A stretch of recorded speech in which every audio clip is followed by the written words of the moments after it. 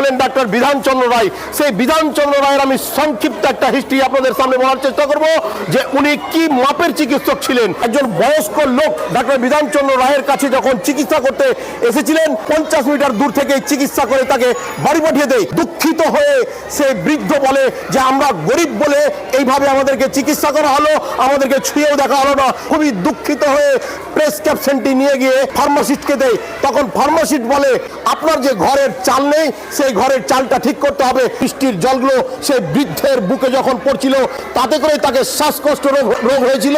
আর সেই যে ঘটনা বিধানচন্দ্র রায় জানতে পারার পর দূর থেকে প্রেসক্রিপশন করে সঠিক চিকিৎসা দিয়ে তাকে পাঠিয়েছিলেন। তো সেই বিধানচন্দ্র রায়ের আজকের জন্মদিনে এই মুহূর্তে দেখতে পাচ্ছেন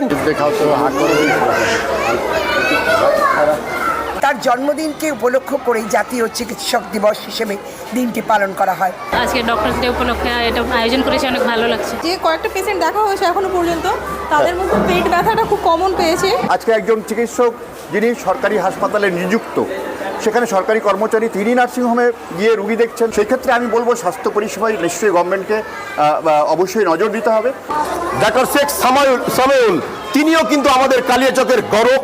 তার হাতে গড়া আজ সেই শিক্ষা প্রতিষ্ঠান ডাক্তার বিধানচন্দ্র রায়ের জন্মদিনে তার যে স্বপ্ন তাকে পরিপূর্ণরূপে বাস্তবায়ন করার উদ্দেশ্যে অত্র শিক্ষা প্রতিষ্ঠানের অন্যতম কর্ণধর মাননীয় রবিউল মহাশয় প্রতি বছরই আমাদের বিদ্যালয়ের কালিয়াচকে ডক্টরস ক্লাবের সহযোগিতায় এবং আমাদের স্মার্ট স্কুলের সহযোগিতায় একটা free health treatment check up camp রাখা হয়। কতজন চিকিৎসক আপনারা নিয়ে এসছেন আজকে? আজকে আমার এখানে 15 জনের মতো চিকিৎসক এসেছেন। চাইল্ড আসছেন, চেস্টের ডিপার্টমেন্টের আছেন। স্বাস্থ্যের দিক দিয়ে কালিয়াচকবাসীকে আপনি কি বলবেন? যে শিক্ষা এবং স্বাস্থ্য দুটোকে একই সাথে দেখা উচিত।